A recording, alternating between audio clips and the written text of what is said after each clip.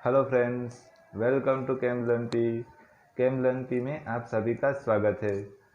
And came learn P की तरफ से गणतंत्र दिन की आप सभी को हार्दिक शुभकामनाएं। लास्ट लेक्चर में हमने देखा था ऑर्डर ऑफ द ग्रुप, यानी कि कोई भी मॉलिक्यूल का हम ऑर्डर कैसे निकाले वो हमने देखा था। कोई भी सिमेट्री एलिमेंट्स का ऑर्डर हम कैसे निकाले वो हमने देखा था। आज हम देखने वाले हैं मैट्रिक्स रिप्रेजेंटेशन, यानी कि अगर मेरे पास कोई पॉइंट ग्रुप है और उसमें जितने भी एलिमेंट्स प्रेजेंट है उसका मैट्रिक्स रिप्रेजेंटेशन कैसे करें वो आज हम सीखने वाले हैं। तो चलो बिना टाइम वेस्ट गवाए स्टार्ट करते हैं। मैट्रिक्स रिप्रेजेंटेशन ड्रॉ करने के लिए, शो करने के लिए सबसे पहले तो हमें उसमें कौन कौन से कैरेक्टर प्रेजेंट है वो हमें पता होना चाहिए, उसके रो के बारे में पता होना चाहिए, कॉलम के बारे में पता होना चाहिए। वैसे तो मैट्रिक्स बहुत से टाइप्स के होते हैं। फॉर एग्जांपल 2x2 के भी होते हैं, जैसे कि ए बी सी डी ऐसे होते हैं। 1 लाइन के भी हो सकते हैं, जैसे कि एक्स वाई जेड ऐसे भी होते हैं। या A B C X Y Z O P Q ऐसे 3x3 के भी होते हैं। तो बहुत सारी टाइप्स के होते हैं, पर उसमें सबसे पहले तो हमें ये याद रखना है कि उसमें रो कंपलसरी प्रेजेंट होती है एंड कॉलम प्रेजेंट होती है। ये दो तो मस्ट बी कंपलसरी मैट्रिक्स में प्रेजेंट होते हैं। अब हमें ग्रुप थियरी में सिमेट्री में हमें ये याद रखना है कि जो हमारी मैट्रिक्स रिप्रेजेंटेशन होगी वो कंपलसरी 3x3 की ही होगी, यानी कि 3 रो होगी और 3 कॉलम होगी, वो प्रेजेंट होगी। अगर 1x1 है तभी भी हमें उसे कन्वर्ट करना है 3x3 में, 2x1 है तभी भी उसे कन्वर्ट करना है इसी में, यानी कि हमें इस फॉर्म में मैट्रिक्स रिप्रेजेंटेशन चाहिए, हमें वो याद रखना है। अब मैंने आपको पहले ही बताया है कि हम जब से सिमेट्री ग्रुप थियरी पढ़ते आए हैं तब से हम लोग देखते आए हैं कि हमारा जो एक्सिस रिप्रेजेंटेशन होता है वो कैसा होता है, एक्स जेड एंड वाई, यानी कि इसको मैं एक्स अक्ष मानूंगा, इसको जेड अक्ष और इसको वाई अक्ष। सिमेट्री में यही एक्सिस हम लोग मानते आए हैं, तो यही माननी है। ओके, तो चलो स्टार्ट करते हैं मैट्रिक्स रिप्रेजेंटेशन। अब फॉर एग्जांपल मेरे पास H2O मॉलिक्यूल है। वैसे तो कोई मॉलिक्यूल की ज़रूरत नहीं है, पर H2O मॉलिक्यूल अगर मेरे पास प्रेजेंट होता है तो उसमें मैट्रिक्स रिप्रेजेंटेशन होता है, कैसा होता है वो हमें देखना है। तो सबसे पहले तो H2O मॉलिक्यूल है, उसमें पॉइंट ग्रुप कौन सा होगा, तो हमें पता है C2 भी प्रेजेंट होगा। उसमें एलिमेंट्स कौन कौन से प्रेजेंट होंगे, तो E प्रेजेंट होगा, C2Z होगा, सिग्मा XZ होगा और सिग्मा YZ प्रेजेंट होगा। इतने उसमें एलिमेंट्स प्रेजेंट होगी। अब हमारा जो मैट्रिक्स रिप्रेजेंटेशन है ना, वो एलिमेंट्स, सिमेट्री एलिमेंट्स पर काम करते हैं, यानी कि ये जो सिमेट्री एलिमेंट्स है उसके हम मैट्रिक्स रिप्रेजेंटेशन फाइंड आउट कर सकते हैं, मैट्रिक्स रिप्रेजेंटेशन ड्रॉ कर सकते हैं, बट पॉइंट ग्रुप के नहीं। तो पॉइंट ग्रुप बनता है सिमेट्री एलिमेंट्स का और उसी के हम मैट्रिक्स रिप्रेजेंटेशन ड्रॉ करना ट्राई करेंगे। अब सबसे पहले मैं ई की बात करता हूँ। ई है मेरे पास, तो एक्स वाई जेड एक्सिस के ऊपर ई ले लेते हैं।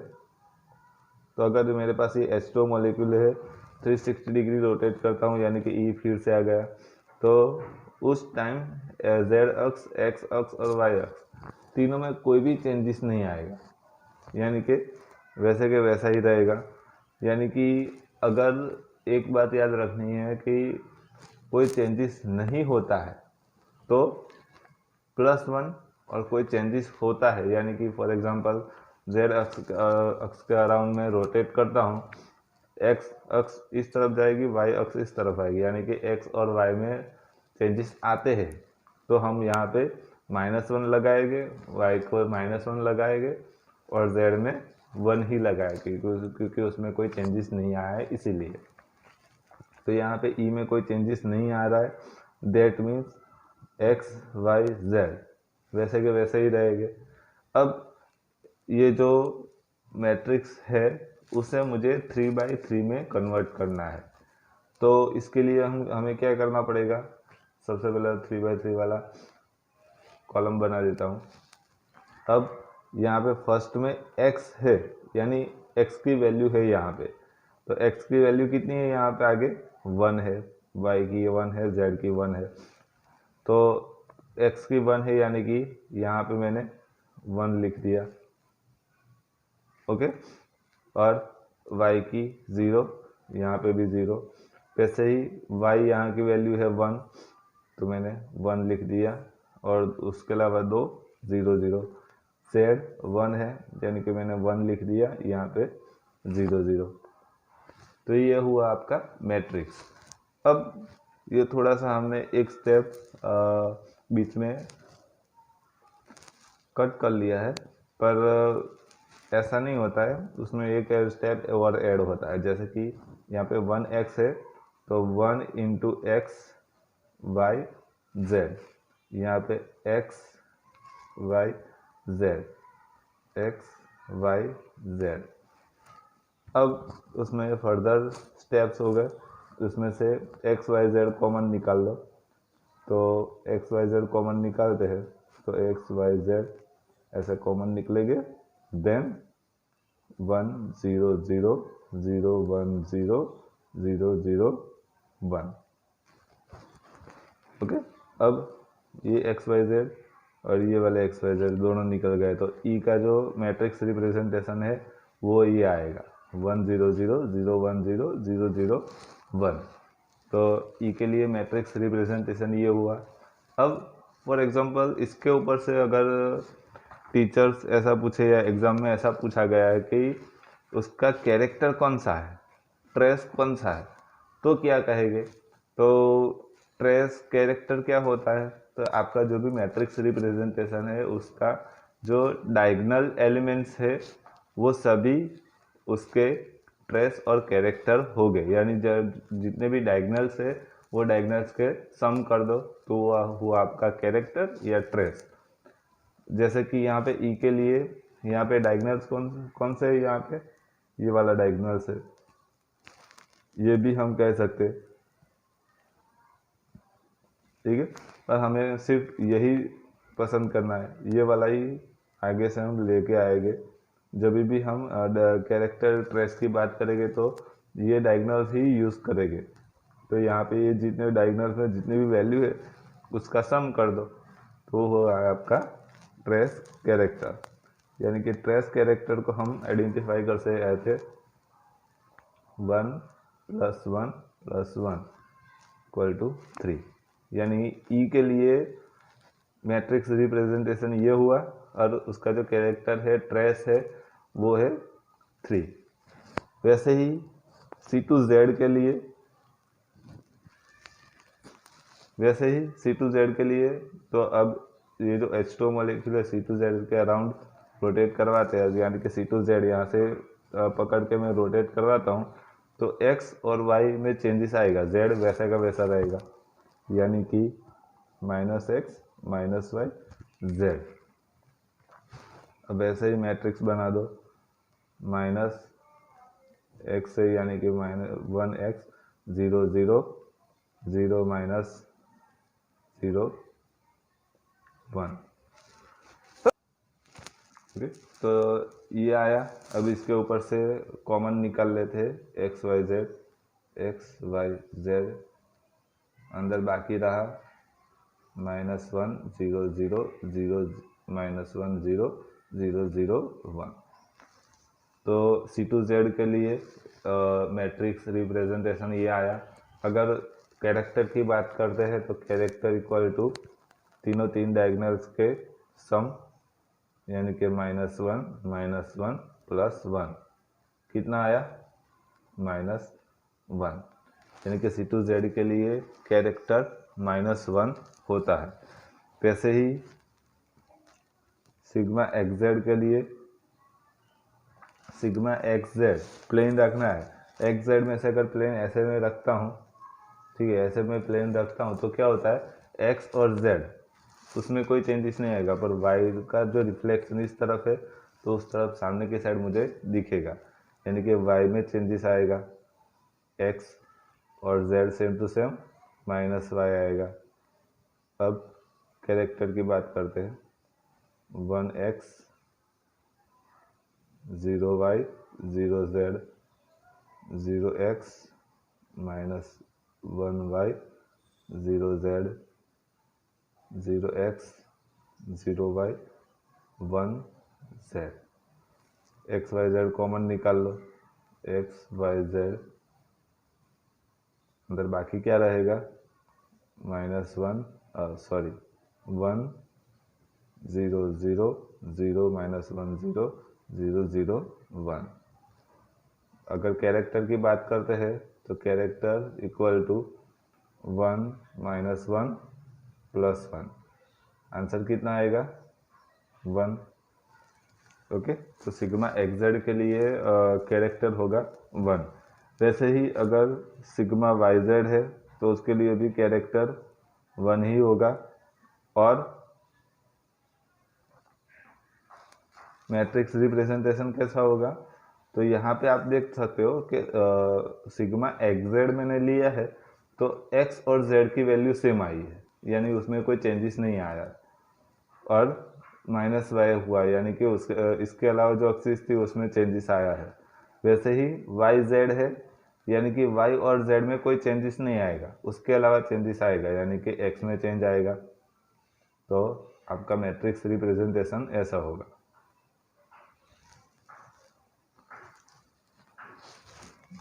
ओके, उसके अलावा XY की भी बात कर सकते हैं। XY में भी मैट्रिक्स रिप्रेजेंटेशन ऐसा ही आएगा। XY में अगर मैट्रिक्स रिप्रेजेंटेशन होता है तो X और Y की वैल्यू सेम रहेगी, नो चेंजेस, सिर्फ Z में चेंज आएगा, यानी कि यहाँ पे -Z होगा, +Z +X +Y होगा, ऐसे। ओके, तो इसके ऊपर से हम एक चीज़ बता सकते हैं कि अगर मेरे पास E प्रेजेंट होता है तो उसमें कैरेक्टर 3 होगा।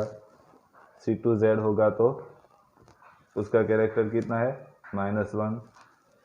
Sigma XZ, sigma YZ, sigma XY उसके कैरेक्टर 1 हो गए। ओके, ये तो बात हुई एलिमेंट्स की। अब फॉर एग्जांपल पॉइंट ग्रुप है, एक और चीज़ बाकी रह गई C3Z के लिए। अगर C2Z की तो बात कर ली मैंने, अब C3Z है तो कैसे करेंगे, तो इसके लिए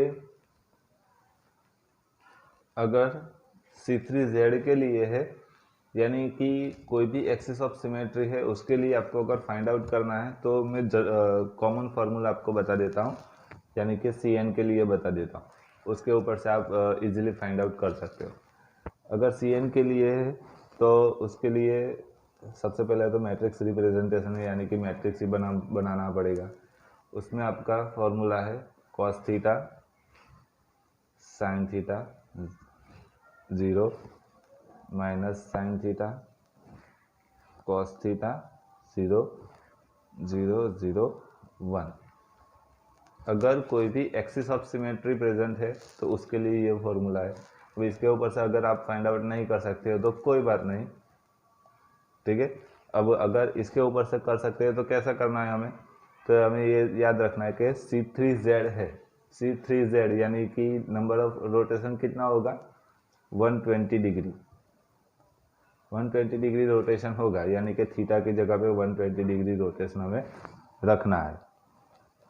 ओके, वैसे ही C2Z के लिए होता है तो कितना होगा 180 डिग्री।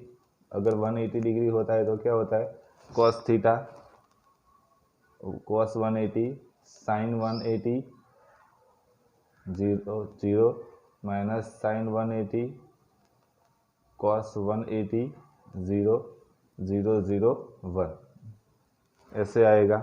इसके ऊपर से आप देख सकते हो कि कॉस 180 इक्वल टू -1 0 0, उसके बाद minus sine 180 0 cos 180 -1 0 0 0 1।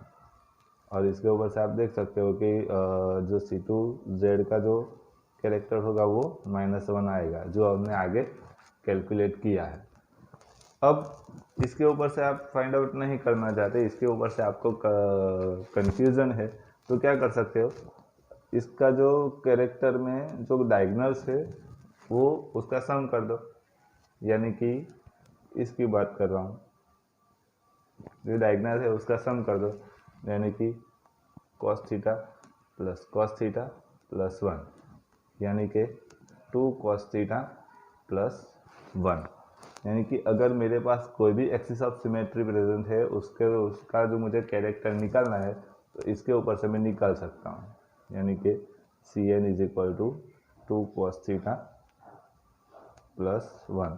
For example C3Z है, C3Z यानी कि 120 डिग्री रोटेशन होगा, तो 2 cos 120 प्लस 1, ओके। 120 प्लस 1 हुआ, यानी कि मैं ये लिख सकता हूँ cos 90 प्लस 30, ओके। तो यहाँ पे मैं 90 प्लस 30 लिख सकता हूँ। अब आप सभी को पता है कि जो cos 90 होता है वो क्या होता है, माइनस साइन थीटा, यानी कि यहाँ पे -2 साइन 30 लिख सकता हूँ प्लस 1। अब माइनस साइन 30 की वैल्यू आपको पता है, यानी कि साइन 30 जो होता है उसकी आपको वैल्यू पता है, कितनी होती है, 1/2 प्लस 1, तो यहाँ से -1 0 आ गया। यानी कि जो C3 एक्सिस होती है उसके लिए जो कैरेक्टर प्रेजेंट होता है वो क्या होता है आपका, 0। वैसे ही अगर मेरे पास इम्प्रॉपर एक्सिस ऑफ सिमेट्री है Sn, तो उसके लिए अगर कैरेक्टर मुझे निकालना है तो क्या करेंगे हम, तो कुछ नहीं करना है, ये जो है वहीं पे आपको थोड़े से चेंजेस करना है, जैसे कि cos theta sine theta 0 minus sine theta cos theta 0 0 0 -1। सिर्फ यहाँ पे +1 था, यहाँ पे -1 लेना है, यानी कि उसका फॉर्मूला क्या होगा, कैरेक्टर फॉर Sn के लिए 2 cos थीटा -1। इसके ऊपर से आप इम्प्रॉपर एक्सिस ऑफ सिमेट्री के कैरेक्टर निकाल सकते हो, जैसे कि S2 की बात करते हैं, S2 यानी कि 120 डिग्री रोटेशन होगा, ठीक है। तो 2 cos 120 -1, 120 -1 यानी कि हाँ 120 -1 यानी कि उसके ऊपर से यहाँ माइनस आएगा, ठीक है। जैसे हमने आगे देखा था वैसे ही यहाँ पे जैसे किया था वैसे ही, तो यहाँ पे -1, यहाँ पे भी -1 यानी कि -2 यहाँ पे प्रेजेंट आया, यानी कि S2 के लिए कैरेक्टर -2 होगा। वैसे ही S3 के लिए अगर मैं फाइंड आउट करता हूँ तो क्या होता है, 2 cos थीटा -1, cos थीटा ये 180 डिग्री है -1, तो cos थीटा cos थीटा 180, तो उसका आंसर क्या आएगा, -1 है, तो यहाँ पे -1 मैंने लिख दिया, और -1 यानी कि -2 -1 is equal to -3। Character for S3 के लिए -3 है। वैसे ही आप कोई भी जो सिमेट्री एलिमेंट्स होता है उसके आप कैरेक्टर निकाल सकते हो, ट्रेस निकाल सकते हो और मैट्रिक्स रिप्रेजेंटेशन फाइंड आउट कर सकते हो। नेक्स्ट लेक्चर में हम देखने वाले हैं रिड्यूसिबल रिप्रेजेंटेशन, बट इसके लिए आपको ये चीज़ आनी चाहिए, पता होनी चाहिए। अगर आज का वीडियो आपको पसंद आया हो तो please like share and comment कर दो। एंड अगर आप इस चैनल पे नए हो तो प्लीज़ सब्सक्राइब कर दो और बेल आइकन को भी प्रेस कर दो, ताकि जैसे ही मेरा नया वीडियो आए तो आपको पता चल जाए। Thank you, have a nice day.